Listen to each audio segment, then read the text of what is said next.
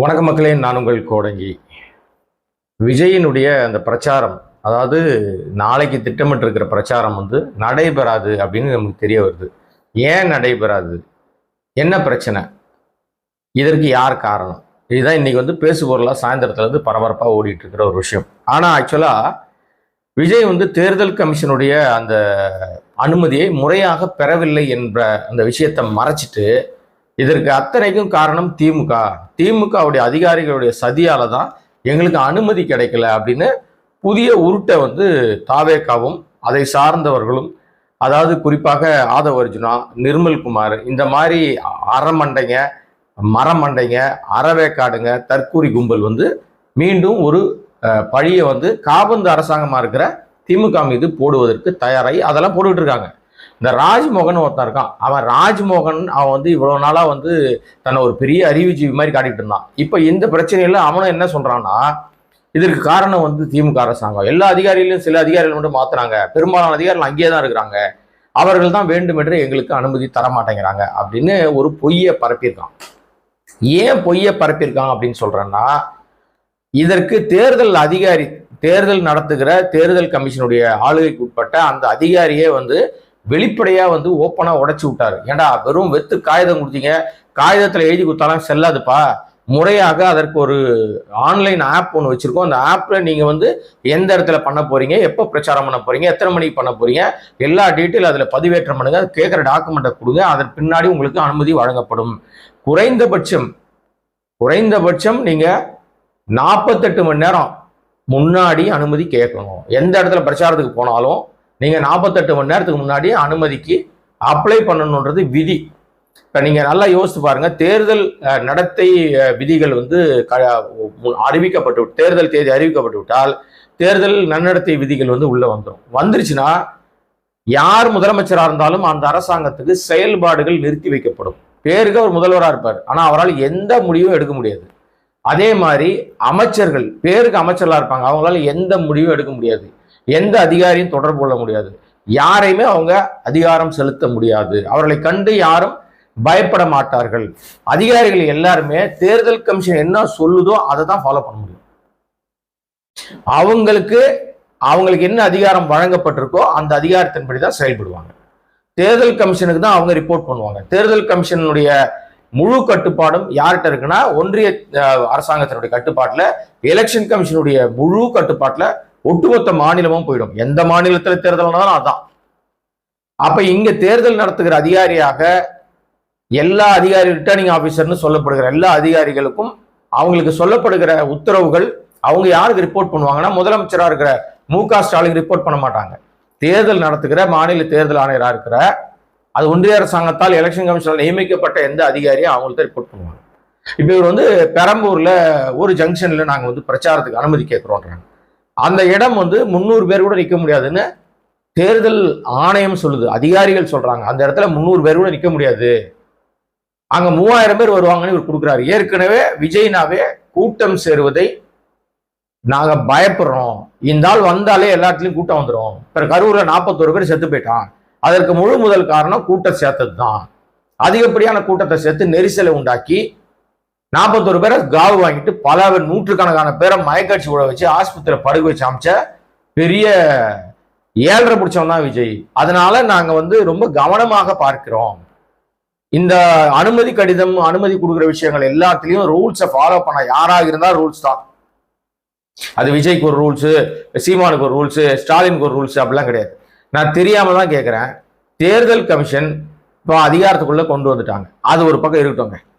இந்த ஆதவன்கிற அறமெண்டல் மரமண்டை சொல்லுது, சென்னையில இருக்கிற எந்த தொகுதியிலும் எங்களுக்கு தேர்தல் அலுவலகம் நடத்துவதற்கு இடம் தர மாட்டேங்கிறாங்க. எல்லா மண்டபத்துக்காரையும் ஸ்டாலின் அரசாங்கம், குறிப்பா திமுக அரசாங்கம் மிரட்டி வச்சிருக்கு அப்படின்னு சொல்லி ஒரு பச்சை பொய்ய சொல்லியிருக்கான்.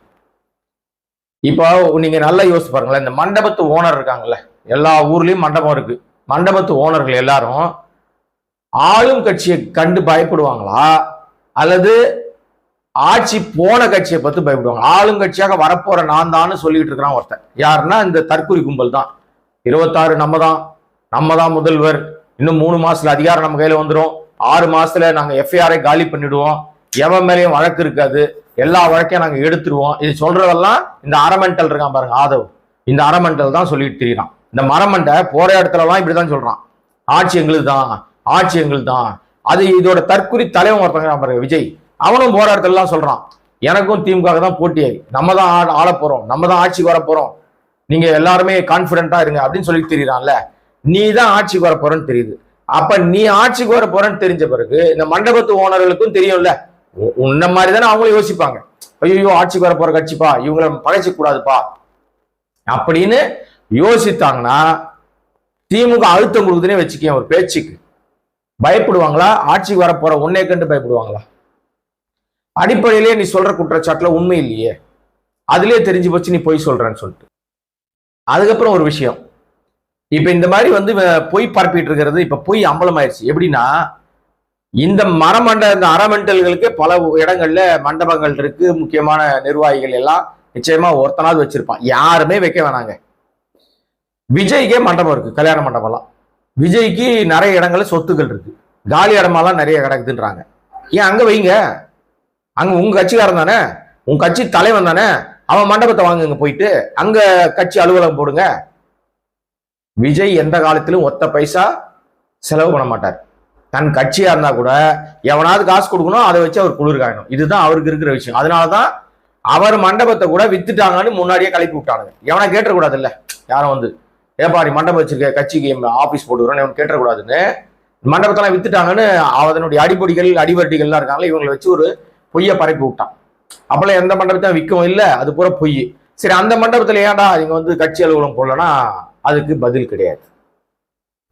இப்ப இன்னொன்னு, இந்த ஏதாவது நீங்க வந்து நீங்க திமுக அரசாங்கம் பொய் பரப்புது, திமுக அரசாங்கம் வந்து அதிகாரிகளை மிரட்டுது, இந்த மாதிரி விஷயங்கள் என்னுடைய பரப்புரைக்கு அனுமதி தரமாட்டேங்கிறாங்க, காபந்து அரசாங்கமா இருந்தாலும் அவங்க மிரட்டுறாங்க உருட்டுறாங்க, வெக்கமா இல்லையா காபந்து அரசாங்கமா இருக்கிற திமுக அரசாங்கம் வெக்கமா இல்லையான்னு வந்து விஜய் வந்து ஒரு அறிக்கையில கேட்டிருக்காரு.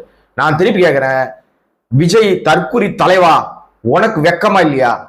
தேர்தல் கமிஷன் கட்டுப்பாட்டுக்குள்ள எல்லா அதிகாரங்களும் போயிட்ட பிறகு ஒன்றிய அரசாங்கத்தை பார்த்து கேட்க வேண்டிய கேள்வி, தேர்தல் கமிஷனே உனக்கு வெக்கமா இல்லையா, என்ன கண்டு பயப்படுறியா அப்படின்னு கேட்பதற்கு துப்பு இல்லாத விஜய் திமுக அரசாங்கத்தின் மீது காபந்து அரசாங்கத்தின் மீது குறை சொல்லிட்டுனா தேர்தல் கமிஷன் மீது பேசுறதுக்கு பயம். ஏன்னா பாஜக ஒன்றிய அரசாங்கம் என்ன செய்யுமோ தெரியாது, சிபிஐ வழக்கு வேற நிலுவையில இருக்கு, என்ன நடக்கும் தெரியாது, அவங்க மேல தலைவா நீ கொஞ்சம் ஒதுங்கி நில்லு, நான் வழக்கம் போல போய் திமுகவை சுரண்ட எடுத்துக்கிறேன், திமுக மேல போய் அப்படியே பாஞ்சிக்கிறேன், எனக்கு அது மட்டும்தான் பழக்கத்துக்கு வருது, நான் நடந்தா நின்னா அவங்களை பற்றி தான் பேசிட்டு இருப்பேன், வேற எதுவும் எனக்கு பேச தெரியாது, எனக்கு எழுதி கொடுத்த அஜந்தா அப்படி, மண்டபத்துல எவனோ எழுதி கொடுத்தான் அதை நான் அப்படிதான் படிப்பேன்னு திமுக மேல பாயிற விஜய்க்கு வெக்கம் இருக்கா, சூடு இருக்கா, சொர்ணம் இருக்கா, மான ரோஷம் இருக்கா, சோத்துல உப்பு போட்டு தான் சாப்பிடுறியான்னு கேட்கிறேன் நான். நீ கேட்கிற வெக்கம் இருக்கா அப்படின்னு, உனக்கு வெக்கம் இருக்கா, அறிவு இருக்கா, உனக்கு சூடு சொரணை ஏதாவது இருக்கா, கொஞ்சமாவது அறிவு உனக்கு இருந்ததுன்னா இந்த கேள்வி கேட்க மாட்டேன். ஏன்னா அனுமதி வழங்கப்படுவது அனைத்தும் தேர்தல் கமிஷனுடைய கட்டுப்பாடு தான். தேர்தல் கமிஷன் அனுமதி இல்லாம யாரும் எந்த இடத்துலையும் அதிகாரிகளை மாற்ற முடியாது, மாத்தின அதிகாரி கொண்டாந்து வைக்க முடியாது, அதிகாரிகள் யாருக்கும் பதில் சொல்ல மாட்டான், எந்த அமைச்சருக்கு, முதலமைச்சருக்கு, துணை முதலமைச்சருக்கு, யாருக்குமே எம்எல்ஏக்கு யாருக்கும் பதில் சொல்ல மாட்டான்.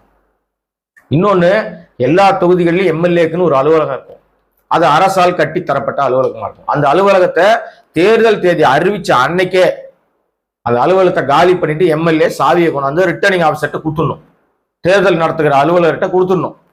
இனிமே அந்த தொகுதியில தேர்தல் நடந்து யார் வெற்றி பெறுகிறார்களோ அவங்க கிட்ட அந்த சாவி ஒப்படைக்கப்படும். இது நடைமுறையில உள்ள விஷயம். இந்த அடிப்படை அறிவு கூட இல்லாத மரமண்டைங்க எல்லாத்துக்கும் காரணம் திமுகன்னு சொன்னீங்கன்னா உங்களை எதை கொண்டு அடிக்கிறது, உங்களை எதாலடா அடிக்கிறது? நேத்து ஒரு பொய் பரப்பினான், பொன்ராஜ் வந்து பெண்களை அவதூறா பரப்பிட்டான். ஏன் தெரியுமா பெண்களை அவதூறா பரப்பினா இவன் பொய் சொன்னான்னா, இவன் தாங்கிட்டு இருக்கிற பிரச்சனைகளை மறைப்பதற்காக அடுத்த மேல பழி போட்டு தப்பிக்கிறது விஜய்க்கும் விஜய் சுத்தி இருக்கிற தற்குறி முண்டங்களுக்கும் கைவந்த கலை. அந்த அடிப்படையில தான் இவன் என்ன பண்றான்னா, நம்ம முன்னாடி முந்திக்கிட்டு போய் பெண்களுக்கு அவதூறு பரப்பிட்டான் பொன்ராஜ், அவர் திமுக அனுதாபி அப்படின்னு ஒரு போட்டு கொடுத்தான். ஆனா அவர் திமுக அனுதாபி கிடையாது, திமுகவில் வெளுத்திருக்காரு. நீங்க போய் நிறைய வீடியோ இருக்கு, போய் பாருங்க. அதிமுகவை திட்டிருக்காரு, திமுகவை திட்டிருக்காரு, எல்லாத்தையும் திட்டுவார், சரியா இருந்தா பாராட்டுவார், அரசியல் விமர்சகராக அறியப்படுகிறார். அப்துல் கலாமுடைய உதவியாளராக இருந்தவர், உண்மையிலேயே அவர் முனைவர், நிறைய படிச்சிருக்காரு, நிறைய இடங்கள்ல பணியாற்றி இருக்காரு. ஒன்னே மாதிரி கிடையாது, நீ ஒரு டிராப் அவுட்டு, 10 காசு பேராத கேஸு. இன்னொரு விஷயம், உனக்கு எந்த அடிப்படை அறிவும் கிடையாது.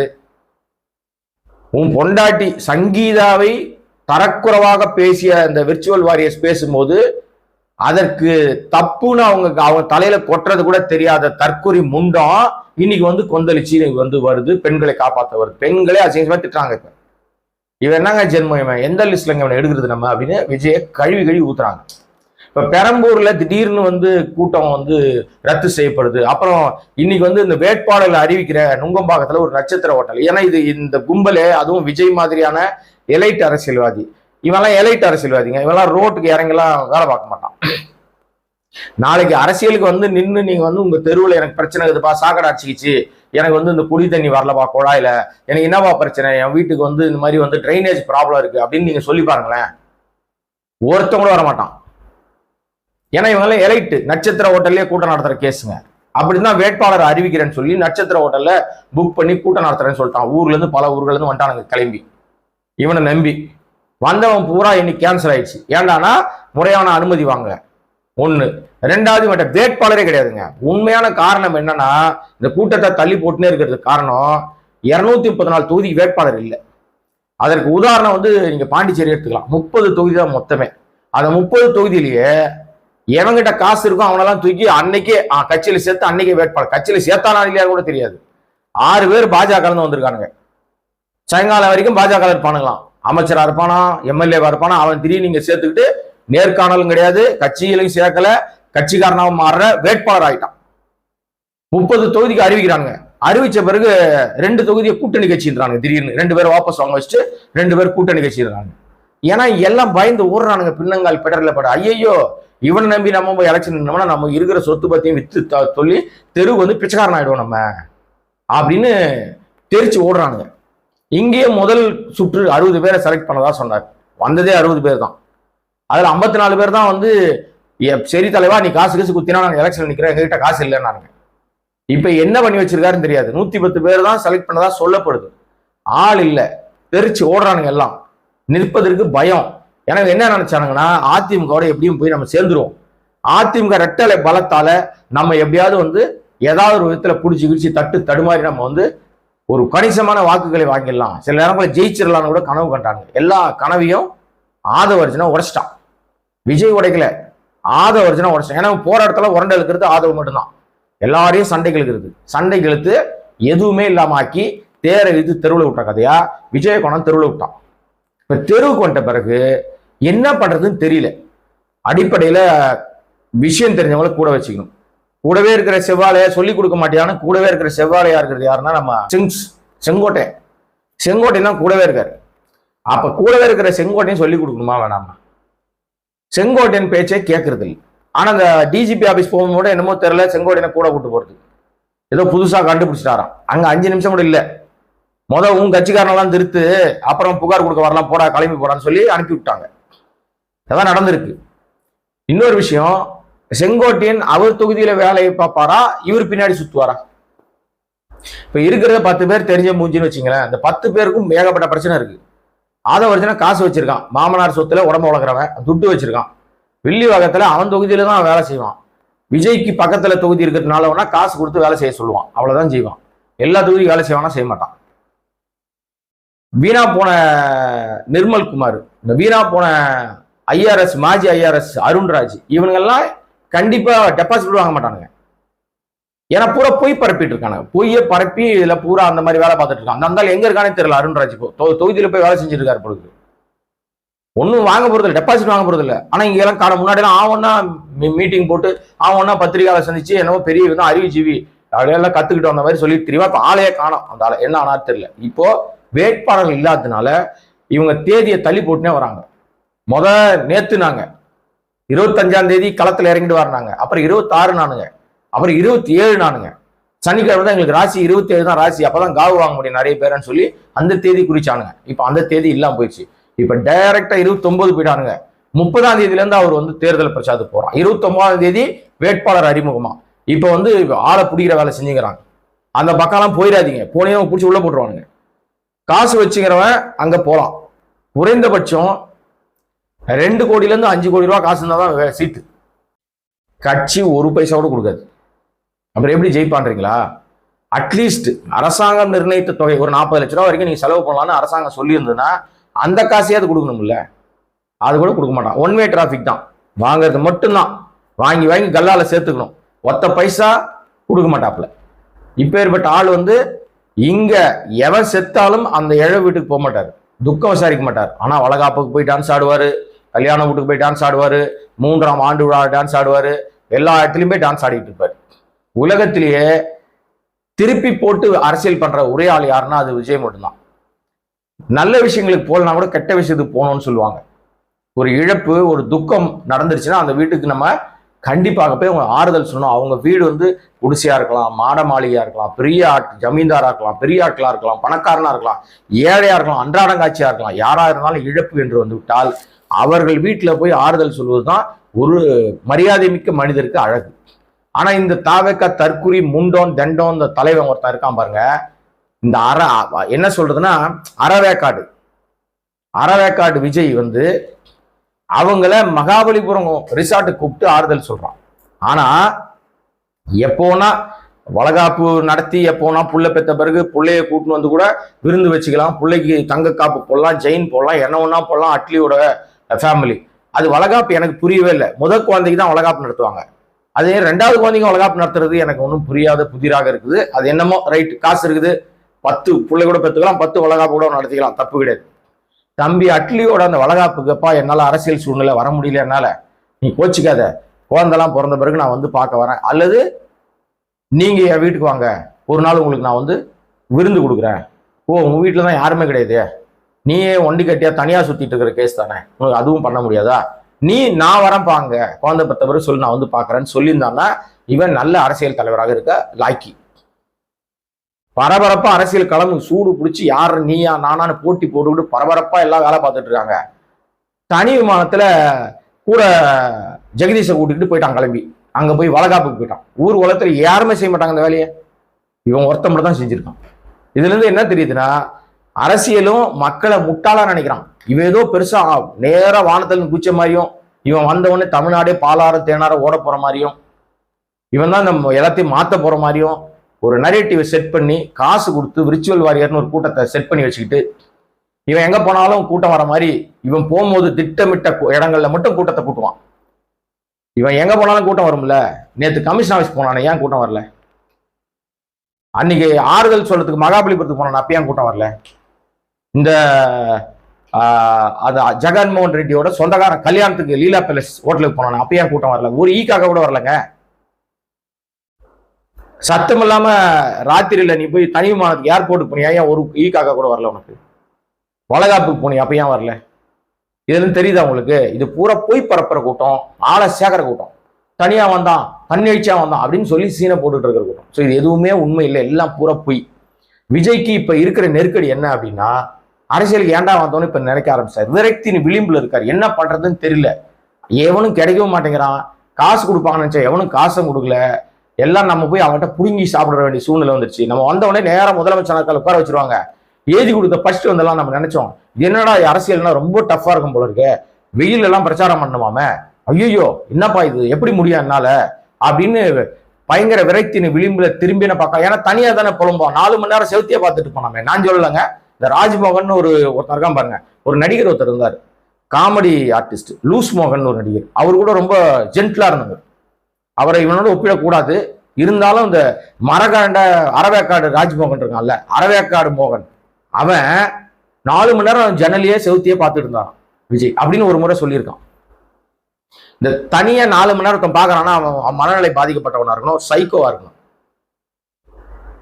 குடும்பத்தில் இருக்கிறவங்க நீங்க 10 நிமிஷத்துக்கு மேல சிரிக்காம இருக்க முடியாது, பேசாம இருக்க முடியாது, ஒரு ரூமுக்குள்ள அடைஞ்சு கிடக்க முடியாது. உடனே யாரையா 4 பேரை பார்க்க வேண்டியிருக்கும், 4 பேர்ட்ட பேச வேண்டியிருக்கும். அட்லீஸ்ட் போன்லயாவது 4 பேர்ட்ட எப்படி பார்க்க, நல்லா இருக்க, என்ன பண்ணிட்டு இருக்கானா, ரொம்ப நாளாச்சு ஒன்று பார்த்துட்டு பேசுற மாதிரி சூழ்நிலையை உருவாக்குவாங்க. இப்ப 4 மணி நேரம் செவத்தியா பார்த்துட்டு இருக்கானா, இவனை பார்த்து ஃபாலோ பண்ற சில ஊடகங்கள் என்ன பண்ணுதுன்னா 2 மணி நேரமா ஒரு கதவையே காட்டிட்டு இருக்காங்க, வீடியோல நேரலை காட்டுறாங்க. ஏண்டானா விஜய் வீட்டு கதவுங்க அது திறக்க போகுது, திறந்தா விஜய் வெளியில வருவார். எப்படி வருவார்? இப்பதான் எந்திரிச்சார், இப்பதான் அவர் துணி மாத்தினார், இப்பதான் எல்லாம் ரெடி பண்றாரு, இப்பதான் சாப்பிட்றாரு, அவர் கையாலே அவர் சாப்பிட்றாரு, அவர் காலாலேயே நடந்து வந்து காருக்குள்ள ஏறினார். தோல்ல பாத்தீங்களா கருப்பு பட்டை தெரியுதா, பேக் அவர் இப்பவுமே மாட்டிருப்பாரு ஒரு பேக், அந்த பேக்குள்ளதான் என்னென்னமோ இருந்துச்சு அப்படின்னு சொல்லி இந்த ஏர்போர்ட்ல மாட்டினது. இப்படியெல்லாம் நேரலை காட்டுற அந்த ஒரு டிவி வந்து நேரலையே வந்து கதுவையே காட்டினாங்க. இந்த கேவலங்கள்லாம் நடந்துச்சா? இப்போ ஒட்டுமொத்த அதிகாரங்களும் தேர்தல் கமிஷன் போயிட்ட பிறகு மீண்டும் திமுகவையும் ஸ்டாலினையும் குறை சொல்வது எந்த விதத்துல நியாயம்னு நமக்கு தெரியலங்க.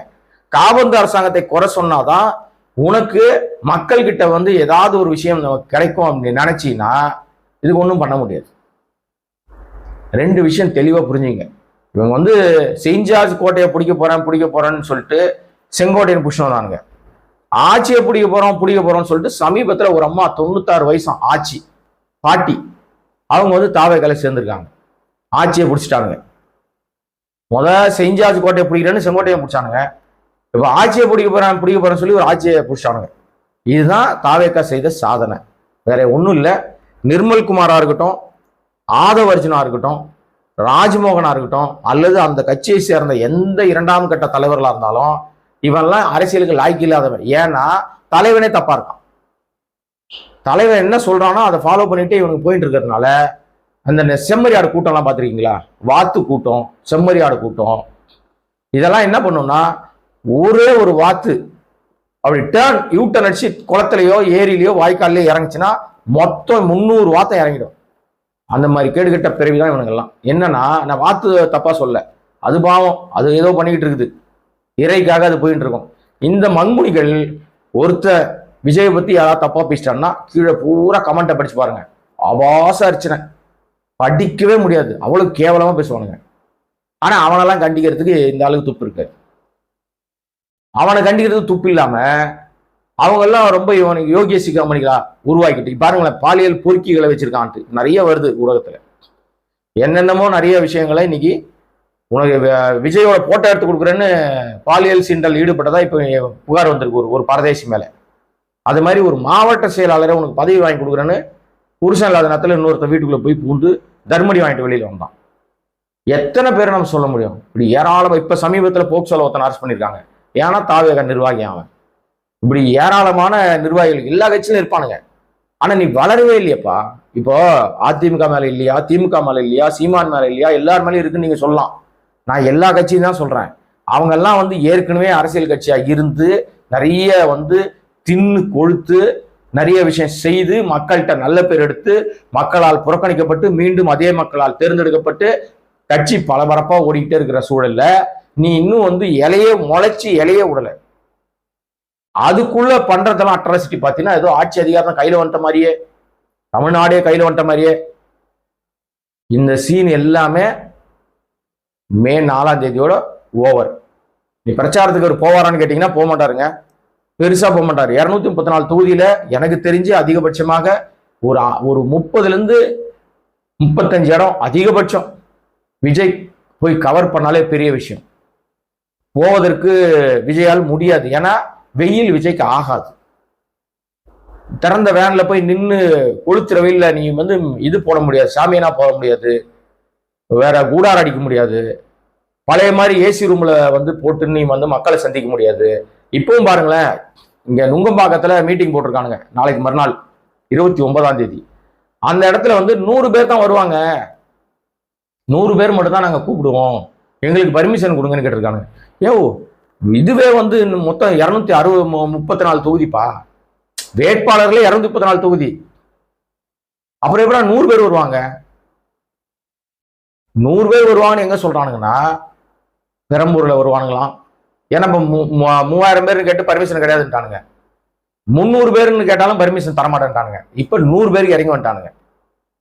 இந்த 100 பேர் கூட்டுறேன்னு சொல்லிட்டு குறைஞ்சபட்சம் 1000 பேரை தட்டுவான். அந்த இடத்துல சட்டம் ஒழுங்கு சீர்குலையும், பிரச்சனை வரும். இதெல்லாம் தேர்தல் கமிஷன் கவனத்துல கொண்டுதான் பர்மிஷனே தர மாட்டேங்குது. விஜயனுடைய லட்சணம் தெரிஞ்சுதான் கொடுக்க மாட்டேங்கிறாங்க. அதை தாண்டி என்ன பண்ண போறான்னு தெரியல. கூட்டத்துல வந்து வேட்பாளர் அறிமுகப்படுத்தணும்னா குறைஞ்சது அந்த இடத்துல வந்து ஒரு 50 பேரை நீங்க நிப்பாட்டுறேன்னா ஸ்டேஜ் போடணும், அது பர்மிஷன் தராது. அந்த ஹோட்டல்ல நட்சத்திர ஹோட்டல்ல பண்ண போறான் பாருங்க, 234 பேரையும் அறிமுகப்படுத்துவான் பாருங்க, அதோட அவன் அங்கங்க நின்று போட்டோ எடுத்துக்கிட்டு அந்த போட்டோவை காட்டி அவன் ஓட்டு கேட்க வேண்டியதான். இல்லைன்னா என்ன பண்ணுவார்னா, வார கம்பளத்து இவர் தான் யூடியூப்ல பேசுவார்ல, அந்த மாதிரி ஒரு வீடியோ வெளியிடுவார். மக்களே நானே நிக்கிறதா நினைச்சு ஓட்டு போடுங்க அப்படின்னு ஒரு வீடியோ வெளியிடறதுக்கு வாய்ப்பு இருக்கு. மற்றபடி வேற எதுவும் இல்லை. இப்போ விஜய் இப்படி வீடியோ வெளியிட்டு அந்த மாதிரி ஏதாவது ஒரு சூழ்நிலையில தமிழ்நாடு முழுக்க பரப்புரை பண்ண முடிவு பண்ணார்னா, ரஜினிகாந்த் ரசிகர்களும் அஜித் ரசிகர்களும் ரொம்ப தெளிவா கரெக்டா வெறி கொண்டு இருக்காங்க. களத்துல இறங்கி அடின்னு அடிக்க போறாங்க. இப்பவே அவர் ரெடியா இருக்காங்க. அவங்க அடிக்கும் போது அடிக்கிற அடியில நீங்க வாங்கினீங்கன்னா தான் அன்னைக்கு தெரிய போகுது. ஏற்கனவே அவர் சொல்லிட்டாரு, காலம் பேசாதுப்பா, காத்திருந்து பதில் சொல்லுன்ட்டாரு. வெயிட் பண்ணிக்கிட்டு இருக்குது உனக்கு பதில் சொல்றதுக்கு. வெக்கங்கட்ட விஜய்க்கு இதுக்கு மேல பேசுவதற்கு ஒண்ணுமே கிடையாது. இனிமேலாவது நம்ம என்ன பேசுறோம், எதுக்கு பேசுறோம், யாரை பேசுறோம், எதுக்காக பேசுறோம், நம்ம பேசுறது சரியா அப்படின்னு ஒரு முறைக்கு 10 முறை யோசித்து பார்த்தான்னா இவன் எங்கேயாவது போற இடத்துல தேருவான், இல்லைன்னா தேர மாட்டான். அதான் விஷயம். மீண்டும் வேறொரு விஷயத்துல வேறொரு வீடியோ உங்களை சந்திக்கிறேன். இதுவரை சப்ஸ்கிரைப் பண்ணாம பார்த்துட்டு இருக்கிற அன்பு நண்பர்கள் சப்ஸ்கிரைப் பண்ணீங்கன்னா இன்னும் பல்வேறு விஷயங்கள் பேசுவதற்கு வாய்ப்பாக. நன்றி, வணக்கம்.